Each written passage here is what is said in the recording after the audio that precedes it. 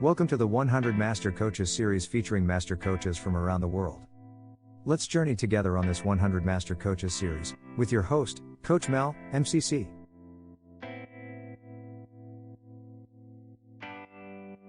Sackeena Gordon-Jones is a master certified coach, specializing in strengthening and developing leadership capacity and organizational effectiveness. She has been an executive coach since 2003 and has coached organizational leaders on 6 continents, in public, private, and government sectors. She coaches leaders to accomplish their most important goals, transform organizational culture, maximize potential, and achieve personal and professional fulfillment. Now on to the show. Hello, and welcome to the 100 Master Coaches show. This is Coach Mel, and today we have a special guest, of course, right? All the way from North Carolina, USA. She is none other than Sackeena Gordon-Jones. Give her a big hand. Welcome to the show. Wow, what a pleasure. Thank you so much for inviting me. I am excited about the time that we're going to spend together. Yeah, it's my total pleasure for that. I know we've had such a good time warming up already. So we're just gonna jump in right now with the first question. Tell us about your coaching journey. How did it all begin for you? Wow. I think that's one of the most interesting questions. And I love when I'm asked this because it really brings me back. And the interesting thing for me about that is I was actually working inside of an organization. I was doing strategic planning. In fact, my role at the time, my title was strategic advisor, right? Okay. So It's completely serious. different than coaching, right? Yeah. And what I did was I helped business leaders, the business unit leaders, it's a multinational company around the globe, to really think through their strategy. How are they going to accomplish, the vision? And what are they doing and how will they be successful, et cetera. And so really that's what's my day-to-day life. And I was working with one particular leader whose organization was growing. It had grown to where she had 9 new directors reporting to her, and she just started to feel lost. And so she said, hey, I need some help with kind of putting together a cohesive strategy. So we worked for about 4 months with her team and really put together a beautiful strategy, in fact. And the directors and the vice presidents were all excited. They had started to talk to their direct reports about it, and we're looking at rolling things out. And she came to me one day and she said, Sackeena, this isn't going to work.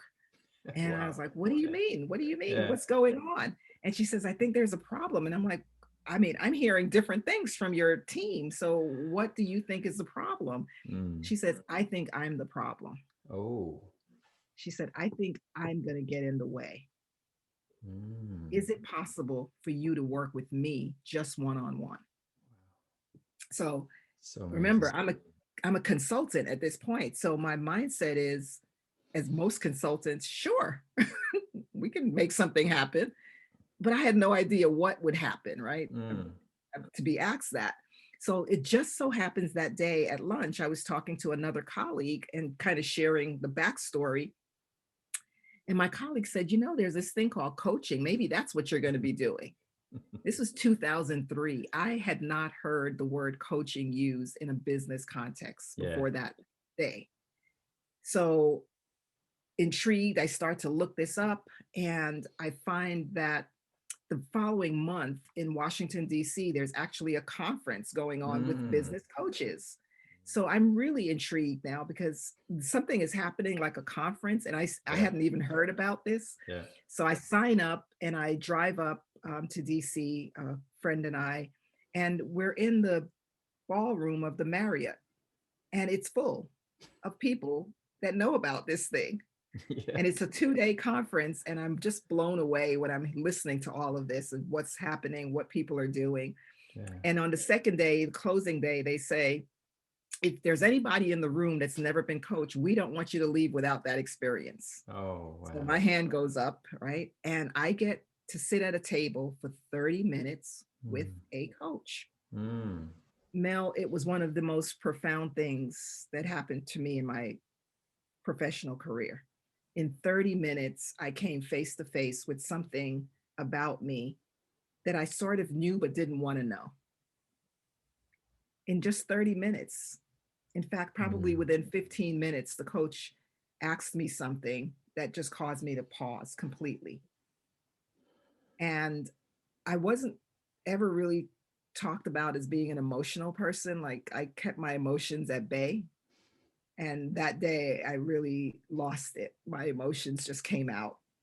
And I remember we wrapped up the session and I went to the ladies' room to just kind of wash my face. And my coach came with me. And I remember saying to her, this is one of the most profound things that I've experienced. Wow. And I want to be a part of this. And so literally I came back to North Carolina, searched for a coaching program, and then spent the next year learning how to become a coach. And by 2004, I was a certified professional coach. Ooh, I love that story. And that's how it all began. It's not just how you tell it or what happened even. It is the whole experience. It's like you were on this other train going somewhere, right? Mm-hmm. And then suddenly you had to meet at this point, at this conference at DC on day 2. Yeah. Half an hour. And just imagine if you did not put up that hand. I'm just thinking of all those permutations, right? And you open yourself up, and that just made a difference. And I'm just so curious, Sackeena, with that you brought back, how did you go back and work with this wonderful lady that you were consulting and needed your help? Would you like to share a bit more? Well, it's really interesting because I was able to, not that particular year, because I was just learning this, right? Really show up as a great coach for her. But, we did some consulting things, helped her to figure some things out. And of course, I learned, how to ask better questions and not tell, since that was my role. But, but I was a novice. But I stayed in that organization for a number of years. I actually helped them to take coaching and make it a global offering out of HR. And I ended up coaching all of the C-suite in that organization, except for the CEO. And then, of course, the next layers down. So I really I sharpened my coaching during that time. In fact, within 3 years, I earned my PCC, right? So what I will tell you that is amazing in terms of that story for me is when I left that organization, which was like 7 years later to start my coaching practice, that particular woman, leader, wrote me an email and basically said to me, I wouldn't be effective in my position if it had not been for working with you and the coaching, because years later, I ended up coaching her and her entire leadership team. So good. Started out with, you could have consulted her, but it just moved on and morphed into this beautiful relationship of trust. And not just her, and impacted her life, I'm sure, and impacted her leadership with her team. And that's not often that I hear these kind of stories where coaches get a beautiful opportunity to begin within the organization, isn't it? Yeah. Often we hear coaches from the outside trying to get into organizations and an external provider. But that's so exciting. And what was that impetus for you to kind of say enough of that corporate gig and go solo, I guess? What was that for you? It's a culmination of things. And I find that that's the beautiful thing about life, and what I actually help my clients to do is realize, there's a culmination of things that are happening in your life, and all of that is a part of who you are and what you bring. Absolutely. Yeah. So never to just discard this part or that part, but just figure out how do you bring it together. And for me, what was happening is I was coaching a lot of leaders, and we started working towards them doing more of what they did best. Because what you find out sometimes is that we get put into a box. If you come into an organization and you come in this door with this skill, that's the box that you're put in. And sometimes it's hard, right? And some people go 20 years before they venture out of that box to try something else. And what I started to learn was, as we began to help leaders to really just reflect, they were gaining personal insights and realizing that there was more to them than that role that they were playing. And that in that role, they could bring in other parts of themselves and do more of what they did best. And I started to feel that I wasn't doing more of what I did best, right? Because, you know, as I started doing that coaching work, I actually left that role of strategic advisor and took on a broader role in the organization. I actually became head of their global learning and development. And so that included all of leadership development. And I realized that, you know, there's some competing things for me, right? It's the opportunity to do the coaching and the opportunity to do the leading. And I really love the coaching more than the leading. And Tell me about it. Eventually I just knew I wanted to do more of those things that when I left, I felt nurtured. You know, when I stopped coaching, I felt nurtured. You know, when I was coaching, I felt strong, and I wanted more of that. So that was the impetus and the planning to get to that point. So good, so good. And coaches often ask us, how do we begin? Because it's that whole brave new world out there, right? One is becoming certified. And then after that, oh, I've got to run a business. Yeah. So I'm not just doing coaching and all the happy days, you know. It's a lot more than that, right? Tell us a little bit about your early days as an entrepreneur, coming out, stepping into that zone. How's that?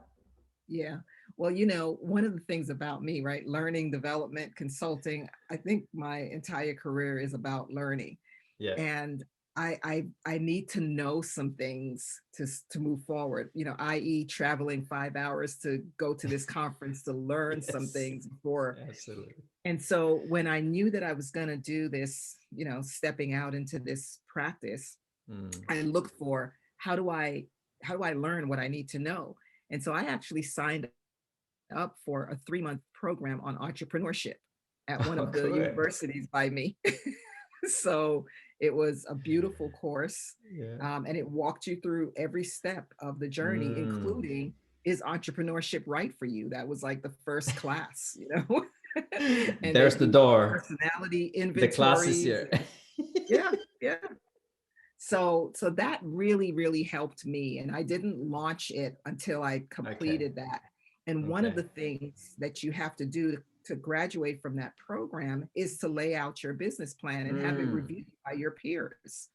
So it really did position me to be able to step into this with a business mindset as well as coaching. And I think that helped me a lot. My CPA, because one of the things it tells you is, okay, you need a team. Even if you're a solopreneur, you need a team. You need a lawyer, you need an accountant, you know, right? And so I did. I got a team. And I remember my accountant saying to me, well, Sackeena, you've got 3 years to make this a profession, right? Or a career. Otherwise, the government is going to consider it a hobby, right? So 3 years, you have to be profitable. So I'll tell you, I wasn't profitable year 1. I wasn't profitable year 2. And year 3, boom, profitable. Well done. Profitable ever since, because, you know, and you have to kind of be set up for that. And that's why I think some coaches don't recognize it. You're probably not going to be profitable year 1 because there's a lot that you're investing. Right. There's a lot that you're building if you're building a business. And so it really was about building that business and making some investments so that you could actually deliver and get to the point where you can do the thing that you want to do. So my journey was slow, but slow in a good way. It was really thought out, and it was building the brand, you know, those kinds of things. And I'll have to tell you that my journey was probably a little bit different than some coaches, as you mentioned before, because I had built such a good, solid reputation inside that organization. When I set out, those same leaders were referring me to their colleagues outside of the organization. I never really had to push marketing because my marketing became my clients. Wow. That's a one-liner that's going to be in the books. My marketing became my clients. Was it the other way around? Yeah, no, that's it. That's it. That's it. I got it right. Wow. And they continuously spoke about you, and that was sustainable enough to grow. Wonderful. Literally. You know, over is it like 17 years now as a coach? Is that correct? Yeah. 17 years now. It's so good. I'm gonna ask you for 3 top insights over your 17 years. Could you distill it for us? That's another interesting question, because the first thing that pops into my mind is about the person that's being the coach. And maybe that's part of the big insight, is that coaching is not something you do only, something you become. It's someone you become. So it has a lot to do with who you are. And so for me, then the first thing is integrity matters as a coach, right? How you show up in many ways. If you pull out these tools, you know, like I'm going to fire off a question, that doesn't really land on your client as though you're necessarily there for them and partnering with them. But when you begin to model, in fact, embed these competencies into who you are, that's when I think you become the coach. And your curiosity is what the question comes from, as opposed to tool belt of here's a powerful question to ask. So I think that's an important thing. The other thing I think is authenticity, which is also about being a coach. It's recognizing that your signature presence has to do not just with the fact that you learned coaching skills, but that you understand how to bring yourself into a room and hold a space and hold who you are, your coach self and your real self, and that there's some congruence between that, right? I think those 2 pieces are really speaking about the being of the coach. And I think that the third thing is, you know, your belief. If you hold the belief that that person that you're with, or that team that you're with, has incredible potential, and that you're going to get an opportunity to witness that potential if you serve them in helping them to explore, I think it really keeps us out of that ego space of, I am going to do something here that's going to be spectacular for these folks. So your doing is actually centered, I think, around your being of a coach. And those would be the things that come up for me. So deep and so important, right? It's both the doing and the being, but it's where it's placed. As I was just hearing you, it's there at the being where all the doing comes out from, right? So it's a reservoir that comes out from that center. Now, I love that word, a reservoir of that. It just creates it's an image word, you know, so you can start to see it. Thank you for that. And, you know, in our pre-show, we also talked about your name, the power of that being. I'll ask you to tell the story because it only comes better from you, right? Would you like to share a bit of that story? Yeah, sure. You know, the interesting thing as I was sharing was, you know, so I had my name my whole life, and my dad told me, you know, where he got the name from, but I never knew what it meant, and I never even knew to ask the question, to be honest with you. But it was a different name. right? I never met another Sackeena throughout my childhood, even all the way to college. I never met another Sackeena. And I grew up in New York, of course.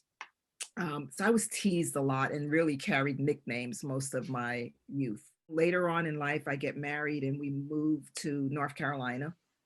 And I'm a consultant, so I've traveled a bit. But I get this consulting gig, and there are two consultants that are going to work on this. And so day one, we're at the site, and I meet this other consultant, and he is Jordanian. And so we introduce ourselves. And when I tell him my name, he says, "Wow, do you know what your name means?" And up until that point, no. And so he tells me what my name means. And in that moment, I embraced my name more than I ever had throughout my life, and continue to embrace it to this day. Now, the interesting thing is, after meeting Marwan, I meet other people from the region. I meet a linguist, and everybody, when they hear my name, says, "Wow, do you know what your name means?" And so the power of a name really came true to me, and I really tried to line my life up to that. Yeah. But the name Sackeena means God-inspired peace of mind.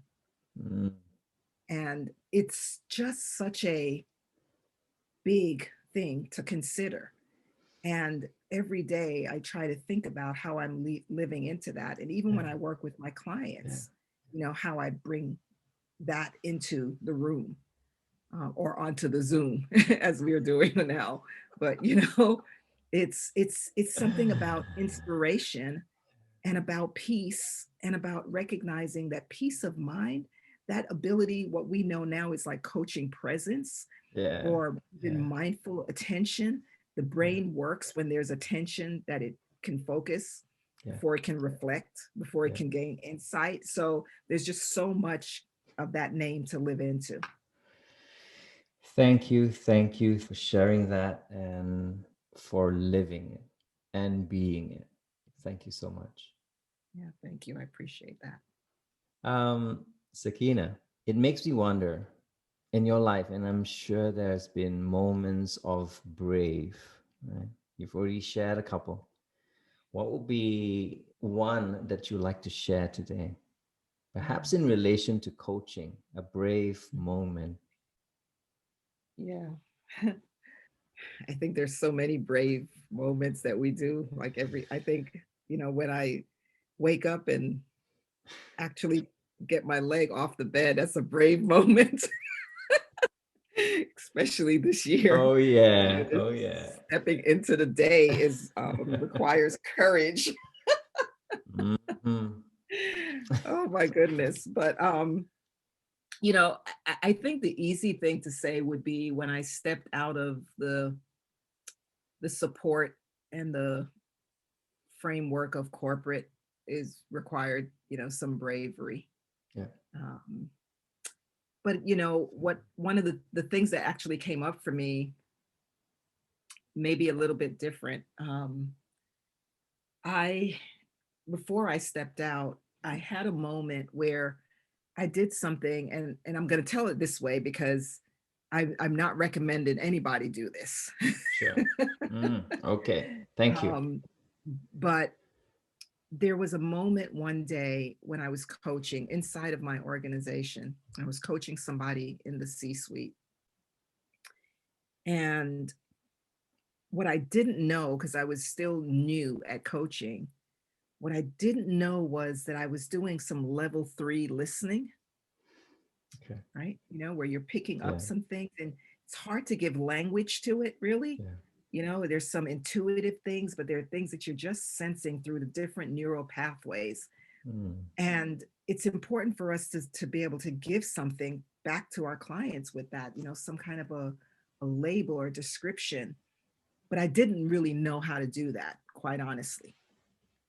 But I was sensing something. This was my third session, and I had sensed it and picked it up in the first session and even in the second. And here I was at the table with this person the third time, and it was feeling so strong that my mind was trying to grapple with it. And I didn't know. And Mel, I said something that literally put my entire career on the line. Oh. Right? Because I was an internal coach. Yeah. And I was speaking to power in my organization, which that day could have sent my bags packing. Here's what I said to this person. I said, I don't think I can coach you anymore. Okay. And there, and that, you know, was something that I was picking up that I didn't think was serving, right? But I didn't articulate it very well. But when I said that, Mel, I felt like there was silence for 2 hours. Of course, you know, it was seconds, right? Yeah. I get it. But it came out of my mouth and I recognized it and I couldn't put it back in. And this person looked at me and she said, why can't you coach me? And that's when the thing really fell out. It was courageous to bring this up, but not mature in how it was delivered, because the next thing that I said was, I don't think I like you. Wow, that was even braver. The second piece. Even braver. Yes. So it was the most courageous moments in my coaching profession and my career. And then the silence really was like, you know, 5 hours, which was probably a whole 2 minutes of silence of us just looking at each other. And in my mind, in those 2 minutes of silence was, hopefully they don't escort you back to your desk. Hopefully they give you an opportunity to go back, say goodbye to people, and you'll find something to do, you know? Yeah. But in fact, Mel, what happened was after those minutes of silence, I heard something that I could never have expected to hear. I didn't even think that it was possible. I was just expecting an exit from the organization. And what I heard instead was this person saying to me, you know, this is literally what she said, you know, Sackeena, I don't think I like myself either when I come through these gates. Wow. It changed everything. And, you know, to shorten the story, I ended up coaching this person on a 12-month assignment, right? And it was powerful because we got into places, into things that we just really got into some transformational work. And so it was a courageous thing to not just cover, basically, and go along. Yeah. Even when your whole, you know, job and career is on the line. On the line, yeah. And it taught me something about really the transformational work of a coach and not just staying with the transactional safe spaces, but to really, you as the coach, put as much vulnerability into a relationship as your client does. It's so good. That tells me a couple of things. One is, I'm sure you've gone back and said, there could have been a better way. I could have asked that. And yet, what came out of it is just beautiful. I'm taking away that at times we just need to go with the gut. Be integrous, obviously, with good intentions, right? And speak it as it is. And of course, with the care covered with it as well. Was that one of the turning points of your coaching career? Yes, for sure. And you reminded me of something. You know, there's a scripture that I have learned to adapt and literally bring it into my mindset as a coach. And it says, speak the truth in love. Yeah. And so you hit on it a minute ago, Mel, as you were, you know, digesting what I said, that it is a part of your being. It's a part of the authenticity that you bring into the relationship, that this person that you're working with believes in you too. They believe you're there for good and not to harm them. Yeah. And I believe if you are doing that, then they're hearing words that may be hard words to hear, right? But they recognize that whatever they're hearing is meant for their good. Yeah. And so I think that idea of speaking the truth in love gives us some context in how we engage with our clients. Absolutely. Love is a powerful thing. And I was just, the other day reviewing one of the coaching recordings. We were doing some cuts for season 1, and I came across Jean-Francois, who shared his first insight. He says, do everything with extreme love. I was like, wow, that is pure genius, because that just aligns with what you just said, right? That the whole motive behind what we do and why we do it must come from a good place. Yeah. I knew I liked JP for a reason. Extreme love. I'm going to remember that one. That's good. That's really good. Sackeena, if you actually had a chance to do it all again, I know it's like, those 17 years of coaching, right? What would you do differently?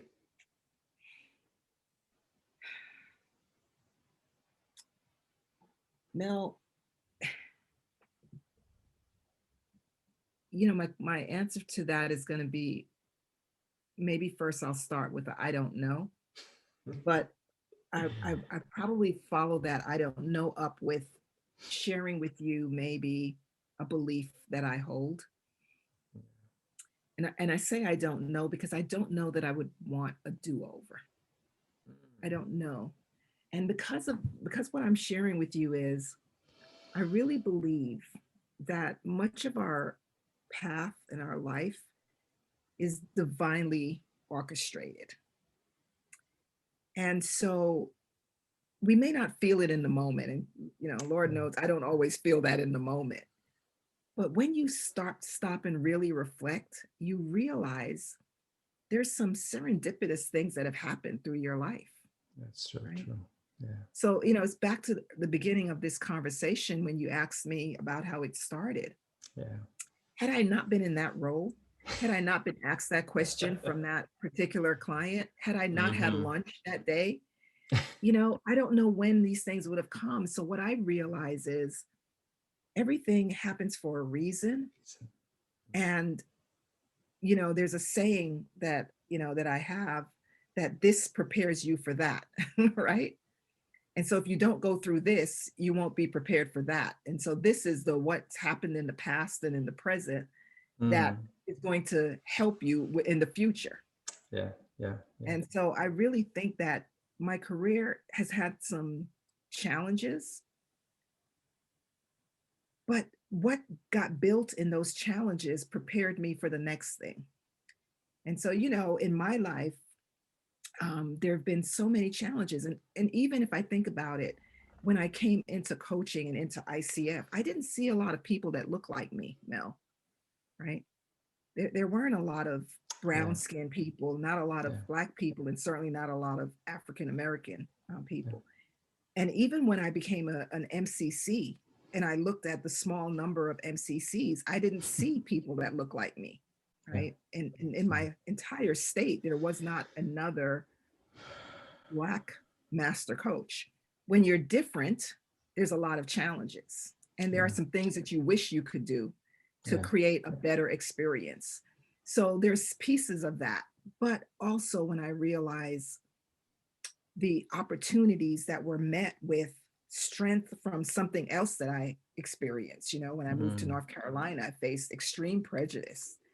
And I hadn't felt that in New York. And so there are things that I built and ways in which I learned how to address and live into who I am. And so, I think that I wouldn't have changed anything. The person that I am today and the coach that I am today is a part of that journey.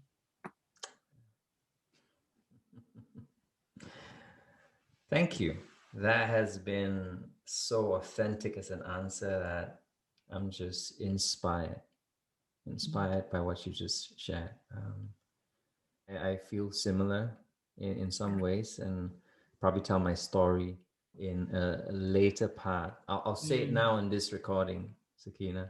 A lot of people start asking me, Mel, will you be part of the 100 Master Coaches in your series? Yes. I'm like, no. The 100 Master Coaches is me being host.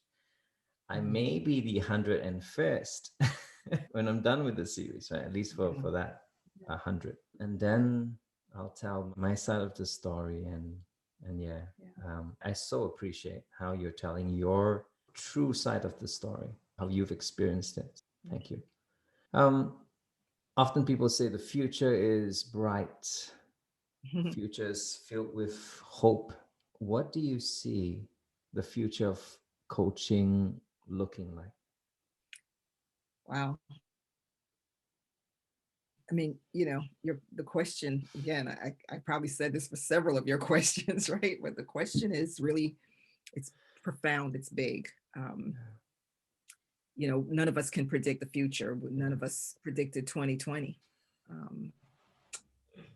And not just, the fact that there was a pandemic in 2020, but the fact that we got to see people in ways that we didn't see them before. The fact that we had a huge global awareness of our humanity, our biases, the fact that our unconscious brain is largely at play. I mean, all of these things that came up. So what does the future look like? It's a big question. But when I think about that, one of the things that comes up for me is this coaching has to become much more scalable in the future, because in many ways it is for the elite, right? Because coaching has gotten so expensive. I was teaching a class because I'm also a coach trainer now. I was teaching a class this week, and one of the participants said to me that he was on the internet. He was asking me how to set his fees. And he said he was on the internet and he found a coach that said something like, I was giving a fee of something like $500 an hour to a client, a potential client. And as I went through the discovery session, I realized it was going to require more of me. And so when I gave them a proposal, it was $2,500 for the hour. And I thought, whoa. Wow. Like, I don't know who that coach is, and I don't want you to tell me. But I think there's something about our ethics and about recognizing that it's not something for the elite. If we really believe coaching has the ability to transform lives and help people be better, then it can't be just for some. It really needs to be for all. Yeah. And so I think we need to think about, how do we become a part of that in the future? And how do we bring that kind of coaching? Because, one of the things that a lot of coaches are saying now is, they're concerned about AI and what it might mean for, the coach and the coach's career. And I think that maybe we shouldn't look at AI as a competition, but as a support.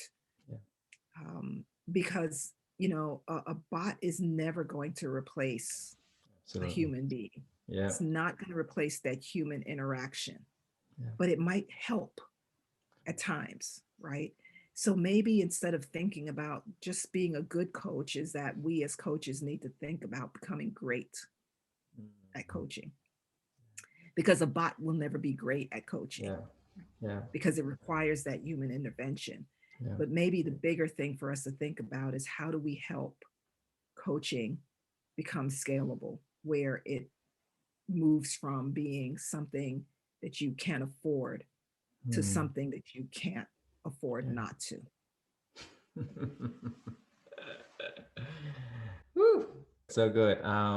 In my words, I call it, we've got to democratize coaching. We've got to bring that to the ends of the world, right? The scalability of it must be a focus. Thank you. Absolutely. Sackeena, what would be that master wisdom that you'd like to share with the budding coaches coming in right now? You know, I think budding coaches sometimes get really anxious,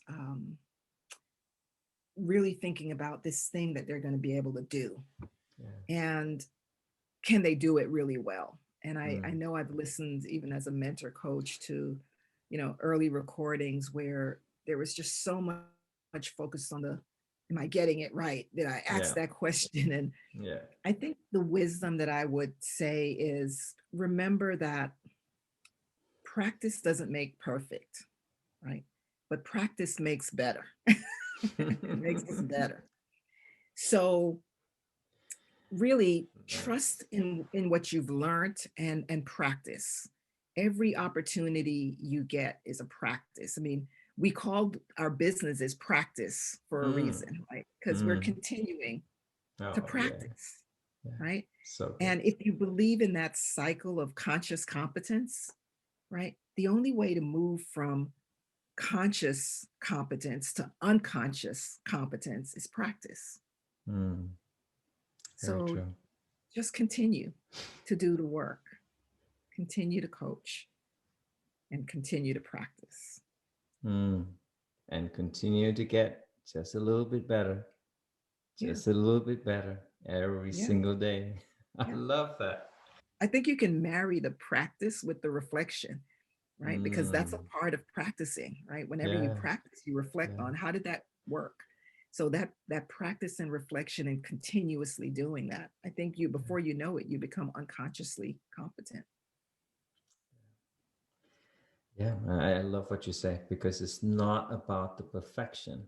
If we get and so focused on just perfecting it, there are days that we will feel like, you know, we've let someone down or even let ourselves down, and we'll be, you know, kind of broken based on that performance of the session.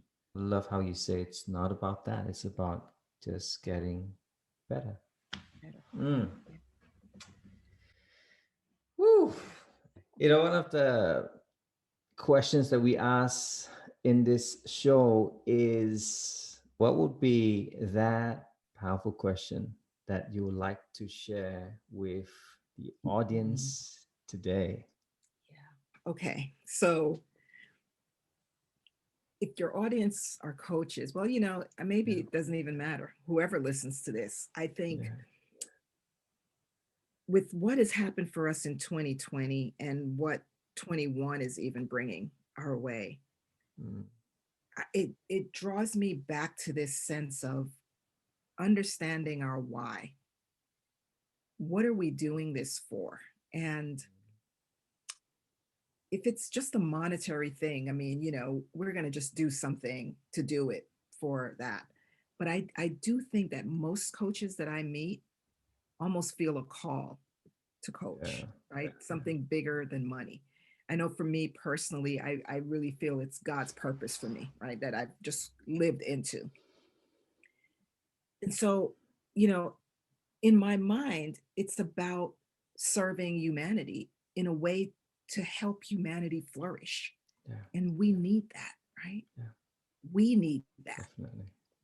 So if in fact we're holding in our mindset that what I get to do, what I'm blessed to do, is to sow some seeds in a way that helps humanity to flourish, then I think the question that I would ask everybody is, how are you playing too small? Wow. How are you playing too small?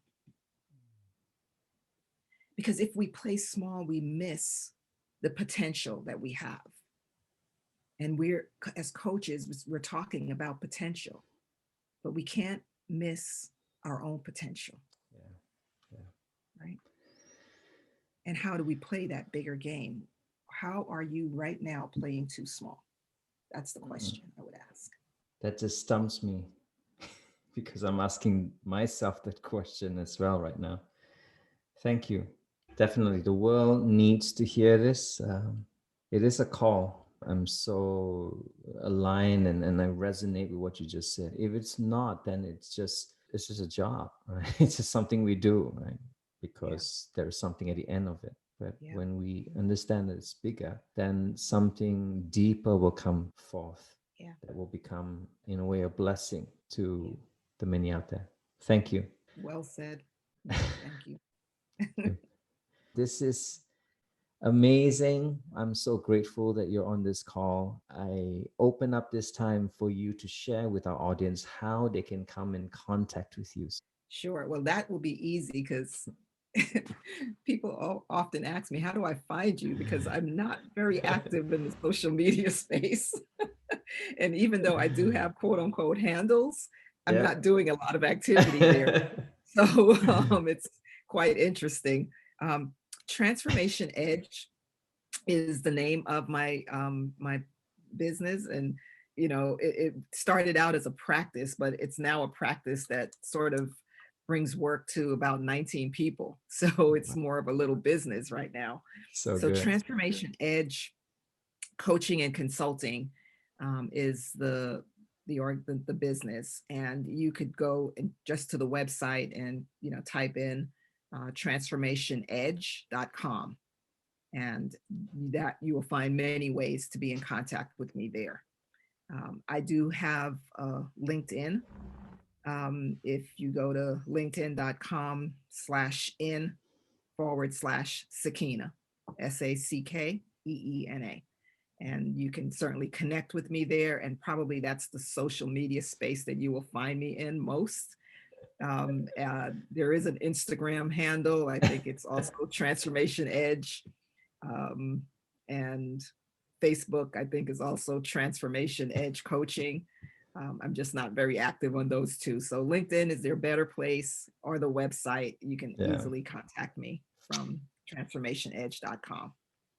Beautiful, beautiful. And with that, I say thank you from the bottom of my heart, and everyone watching this 100 Master Coaches show.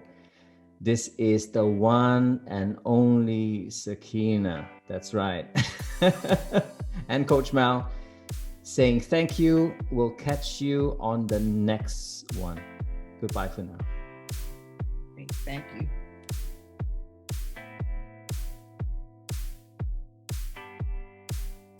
You have been watching the 100 Master Coaches series with your host, Coach Mel, MCC. Brought to you by Catalyst Coach. www.catalystcoach.live. We will be right back with our next Master Coach on the 100 Master Coaches series.